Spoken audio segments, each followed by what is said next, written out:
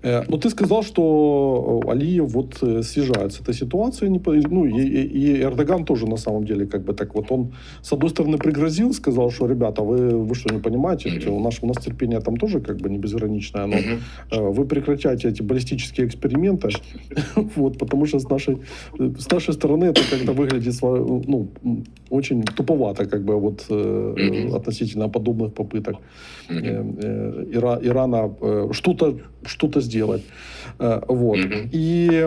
Но вот как ты смотришь на перспективу дестабилизации региона, дестабилизации Кавказа конкретно, вот Южного Кавказа, и, соответственно, перспектив там возобновления конфликта между Азербайджаном и Арменией, вхождение Турции в это все, потому что ну, очевидно возникает глобальный вакуум власти на фоне вот таких вот решений Трампа. И тот же самый проект с Зангезуром, который вот недавно так как бы зафиксировали как победу Трампа, это действительно была такая серьезный прорыв, он может оказаться ну, просто сорванным, и тогда вот эти все старые обиды, насколько они могут быть актуализированы? Как ты видишь?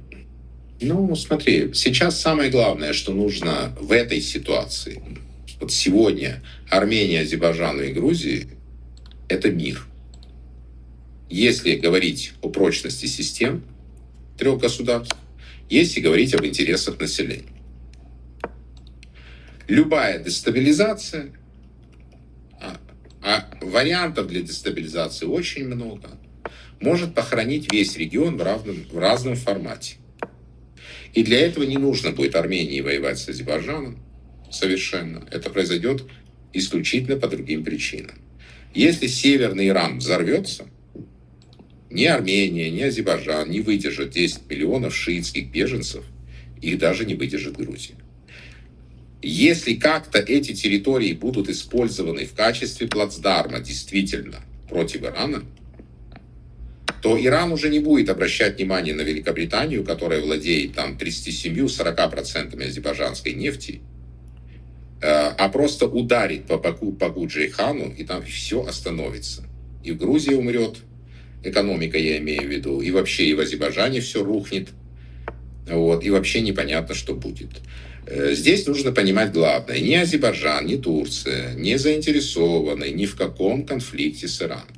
Когда мы говорим о дронах, которые ударили по аэропорту, на этих дронах была азербайджанская маркировка. Это показали азербайджанские журналисты. Но азербайджанские дроны может купить Китай и отправить туда, может купить Чили и отправить туда с этой маркировкой. Поэтому это ни о чем не говорит. Никто не знает, чьи это дроны ударили по аэропорту. Но однозначно, что конкретно руководство теперешнего клана Алиевых не заинтересован в том, потому что там кроме проблем никаких выгод у него не будет, чтобы воевать с Ираном. Поэтому он делает все для того, чтобы не воевать. Турция делает все для того, чтобы не воевать. Курды делают все для того, чтобы не воевать. Там остались 2 миллиона арабов на юге, которые не представляют из себя никакой товарной ценности в качестве сепаратистского какого-то узла. Несколько племен туркменов численностью 700 тысяч человек на севере у границ Туркменистана. Там же 1 миллион местных курдов, да, где было их ядро историческое. И белуджи. Белуджи поднять можно было, конечно. Но тут же есть Пакистан. Он говорит, ребята, подождите. И Китай есть. Если подымут белуджи, это 500 000 квадратных километров. Они живут в Афганистане, Восточный Иран.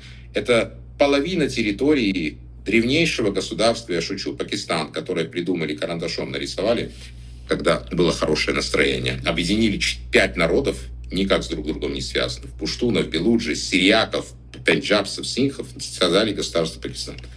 Там же порт китайский главный. Если белуджи поднимают восстание, Китай теряет выход.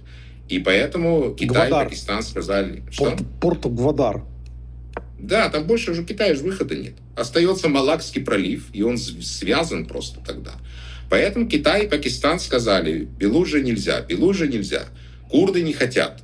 Во-первых, потому что, ну вот, допустим, курды подняли восстание. А что потом Эрдоган будет делать, когда 10 миллионов курдов Ирана присоединятся к 7 миллионам курдов Ирака, к 3 миллионам курдов Сирии, это уже двадцатка, и у него там сидит 25 миллионов по самым минимальным оценкам. Он уже ничего не сможет сделать.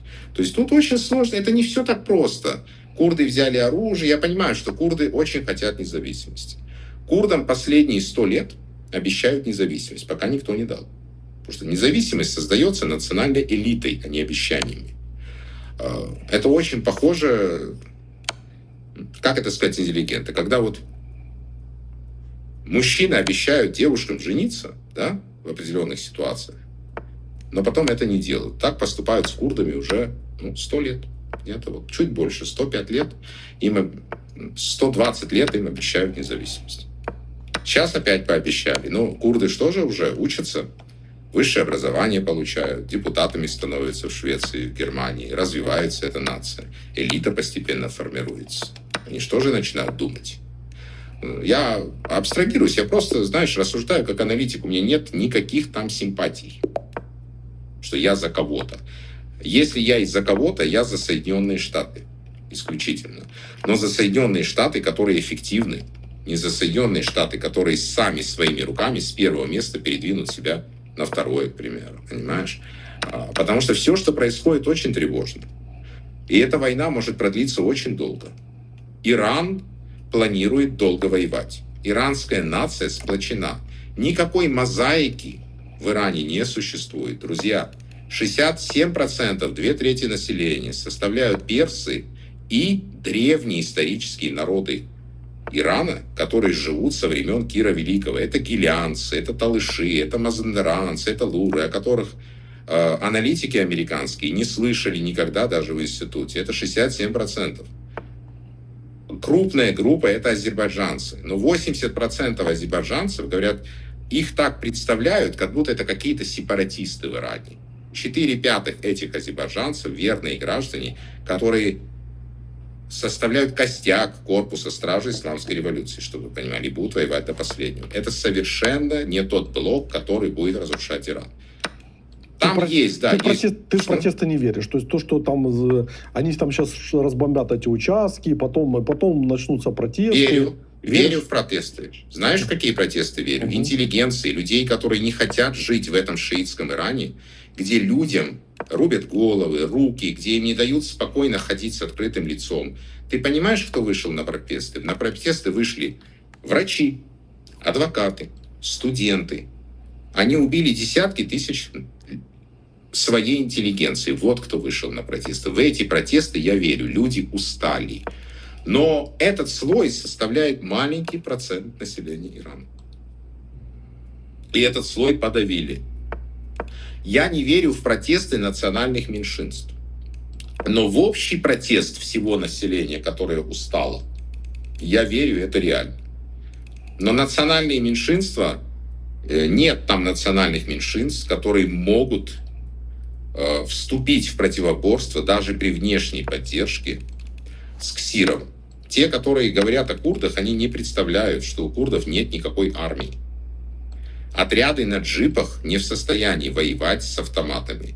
Не приученные, не имеющие боевого слаживания, не приученные к пехотному мотострелковому бою, которые вообще не готовы к окопной войне и никогда не будут готовы, потому что есть наука отдельная, психосоматические особенности этнических групп.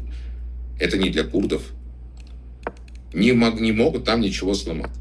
И такие специалисты, которые это прекрасно знают, я лично знаю этих специалистов, их в Америке больше, чем в какой-либо стране мира, которые это понимают. Но есть политика, есть хайп. И ты понимаешь, в чем проблема? Руководителями государств на земле становятся люди, которые не могут отличить курда от филиппинца. Это же касается практически всех стран мира, понимаешь? В этом проблема. И они же принимают решения на хайпе. А еще большая проблема, когда бизнесмены становятся руководителями государств. Это самая главная проблема. Если человек заработал $1 миллион, он считает, что он умеет шить занавески, быть пилотом F-15, водить линкор одновременно, причем делать массаж И еще, если нужно, вырывать зубы. Только потому, что этому человеку удалось заработать $1 000 000. А если 10 заработал, то он вообще все умеет. А когда такого человека назначают руководителем, он читает только первые 3 строчки из папок, которые ему дают на изучение для принятия решений. В Израиле не такие руководители. Там руководители вчитываются и думают. В Китае не такие руководители. Они вчитываются и думают. То есть не везде оно так.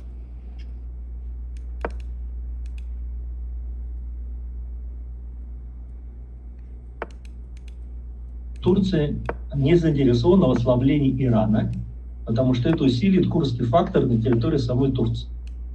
Поэтому ослабление Ирана не в интересах Турции. Второе. В тех вот действиях, когда Азербайджан очень сильно толкали военным провокациям, вторжению фактически на территорию иранского Азербайджана, я думаю, что Турция заняла позицию сдерживаемости и помогла, чтобы это не произошло. Конечно, это не был единственным. Мы знаем, звонок был Ильхаму Алиеву, президента России Владимира Владимировича Путина, были другие действия. Но режим Эрдоган не заинтересован в втягивании Азербайджана в войну против Исламской Республики. Мне это понятно. И совершенно непонятно, совершенно не ясно, что происходило в отношении некого ракетного удара по турецкой базе. Кто ее наносил? Потому что здесь информация крайне противоречива. Речь идет о той базе, где как минимум раньше хранилось американское ядерное оружие. Вот, насколько я вижу, Турция не заинтересована вообще в педалировании данной темы, потому что совершенно не факт, что этот удар наносил именно Исламская Республика Иран. Турция очень бы хотела, чтобы позиция Израиля ослабла, они являются оригинальными соперниками. И при неком взаимодействии, которое раньше имело место по линии силовых структур, например, взаимодействовали в сфере оборонно-промышленных комплексов, насколько я понимаю, сейчас для Турции все-таки больше соперничества, чем взаимодействие. И с этой точки зрения ослабление Израиля отвечает турецким национальным интересам, хотя бы потому, что Израиль очень сильно вмешивается в дела Южной Сирии. Провинции Дара, например, провинция, южной провинции Сирии. Так вот, что хочу сказать, что получается Турция сейчас является важным государством, которое не предоставило свою территорию для удара по Ирану, что является важным, которое не заинтересовано в обострении курдского фактора. То есть явно она будет против того, чтобы иракские курды в какой-то форме участвовали в войне против Ирана. Она не заинтересована в том, чтобы Азербайджан втягивался в войну. То есть сейчас это государство, деятельность которого отвечает и российским, и иранским национальным интересам.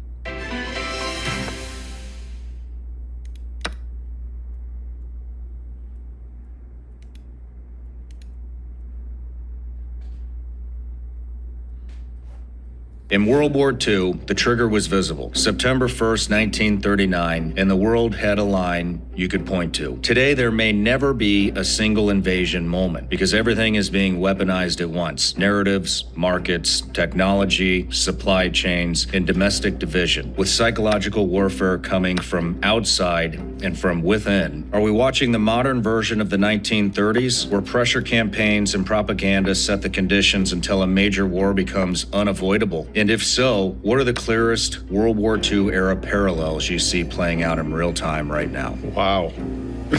That's quite the question. There's one thing I want to cover. Let's do it. Let's cover it. Because I don't feel like I gave you a good answer the last interview when you asked, do you see this as 1939? In 1939, Hitler invaded Poland and people were on edge. But in World War I, even more than that, there was more going on that the whole world was on edge, right, and ready to go. I frequently, when I'm talking to my wife, I'm saying, the world right now is a tinderbox. Everybody is on the edge of their seat waiting to see what's going to happen. Mm-hmm. I see massive parallels to before World War I. I think we are more of a tinderbox than we were before World War II. World War II, there was still a possibility for diplomacy and some actions that could have been taken that may have forestalled a world war. World War I, everybody was so ready to jump in that it was almost a foregone conclusion. So having said that, yeah, I see a lot of parallels right now. Information is a huge area of warfare. The way information is disseminated, how it's disseminated, who it's disseminated to, is pitting people against each other. In the US, I think we are more divided than we've ever been. It's us versus them, and we talk at each other instead of with each other. And I said, no, I see it as 1913. 1913 was a tinderbox. Everything was set to go. World War III. World War III.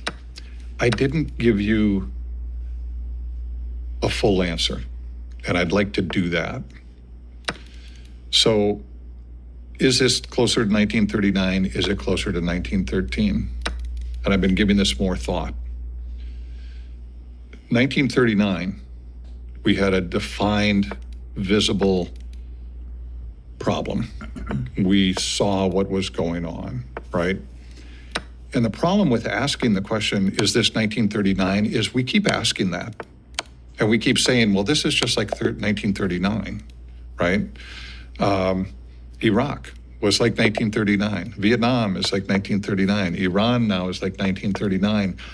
And when people say that, what they're saying is you either see this as such a clear event with known outcomes that if you can't see it, somehow you're morally deficient. And it shuts down the conversation because it's like, this is clear. How can you not see it? We're not going to discuss it. And since we use it so often, you have to ask your question, is every single adversary Hitler? Or are we just saying it's 1939 to stop talking about it because we think it's so clear, right? The other problem with focusing on 1939 is who was the villain? Hitler. Why was he the villain? Well, one big, huge thing was the Holocaust, right?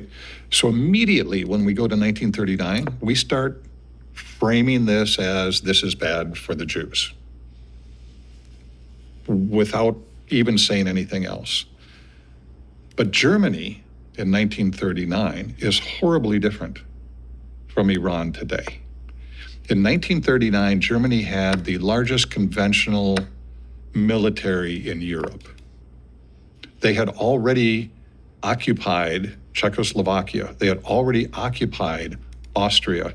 Their stated goal was territorial expansion. Their national song was Deutschland, Deutschland über alles, Germany, Germany over everyone. And they had a concept of Lebensraum, which means living room. We need more room. They wanted to expand. Contrast that with Iran. Iran has not tried to expand its borders anywhere. They fought Iraq. They have proxy fights going on. None of those are to expand their borders. So right away, we're a little bit different here. Maybe it's very similar to 1939. We're just playing on the other side now. Could be. Because somebody's trying to expand their borders. Somebody is. That's But true. It's not Iran. It's not Iran. Somebody has a stated goal of expanding their borders. Somebody has committed atrocities very similar to those in the Holocaust. You're not supposed to say that, but because only one people get to ever use that card, but it's true. Very true. Here's what's important, though. Here's what happened in 2013. There were three things that happened. And I think as I talk about these, you'll see them happening. The first one was so everybody talks about World War I being kicked off by the assassination of Archduke Ferdinand. Great. But what does that mean? There was a Serbian national that shot Archduke Ferdinand in Sarajevo, and he was an Austro-Hungarian. That event should have been containable, because at the time, Europe had a very elegant system of statescraft. They had very experienced people interacting between countries. They should have been able to contain this. What happened, though, was there were a system of interconnected obligations that nobody looked at. So, a Serbian national shoots Archduke Ferdinand in Sarajevo. Archduke Ferdinand is an Austro-Hungarian. Austria immediately goes and says, we're going to punish Serbia. Okay, fine. What does that mean? We'll get to that in a second. But they go to punish Serbia. Serbia has agreements with Russia that if we're attacked, you will help us. Well, hey, Austria just attacked us. Russia steps in. As soon as Russia steps in, it triggers Germany. Germany had agreements that if Russia ever moves, we're going to step in too. Russia starts to mobilize. Right after that, France says, if Russia moves west, we're active. It was like a dominoes effect. It was like you've seen these things on TV where there's a whole room of mouse traps, and you throw one marble in and everything goes. That's what happened, right? And if you look at that today, we have NATO. We have NATO contracts and agreements with Turkey, Kuwait, Bahrain. And guess what? Turkey just got hit with missiles from Iran. So did Bahrain. So did Kuwait. Turkey invoked, Article 4 of the NATO of Mutual Defense and said, what are you guys going to do? I haven't seen an answer to that yet. And but I'm like, we have agreements that says when, you attack one of these, everybody jumps in. And that could happen right now. The other thing is there was no defined endpoint. So Austria said, we're going to punish Serbia. What does that mean? When are you done? Nobody knew. So everything kept going on. There was a historian named Christian Clark, who wrote a book called The Sleepwalkers. And the Sleepwalkers talked about this and said all of the European countries, they weren't evil, they weren't ignorant, they were sleepwalking. They sleepwalked right into the biggest catastrophe of human history with 17 million people dead because they weren't paying attention to what went on. Another author named, what was her name?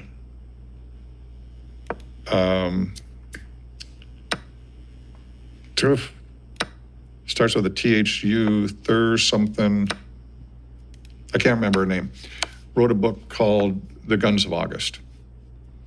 And what she said was the problem with what happened in July and August in 1913 was when he was killed, 1914, all this lights off, was once the military mobilization started, you couldn't stop it. And the mobilization started because everybody had contingency plans. Again, this happens, we do this. Mobilization already began. And as soon as the mobilization begins, it triggers this one. There, my mobilization begins. Right now in Iran, we see this happening. We have interlocking agreements with other countries. We have a mobilization starting.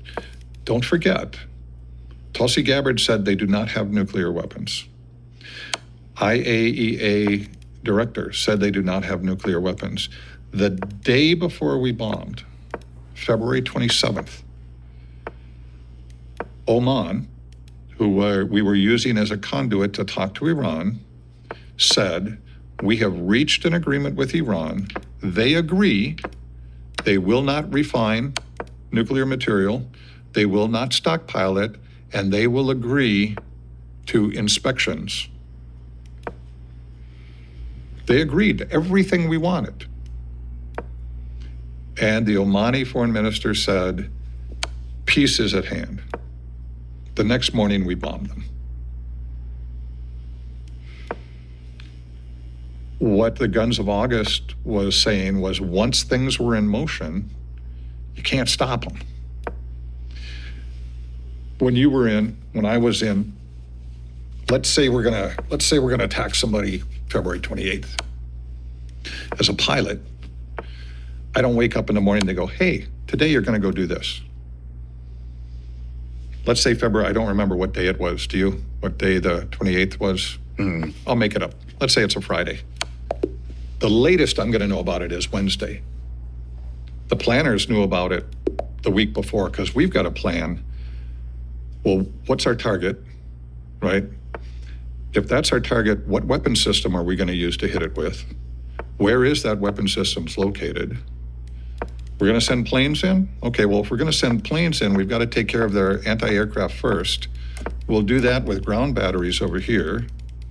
We've got to let them know so they can do a targeting solution for that.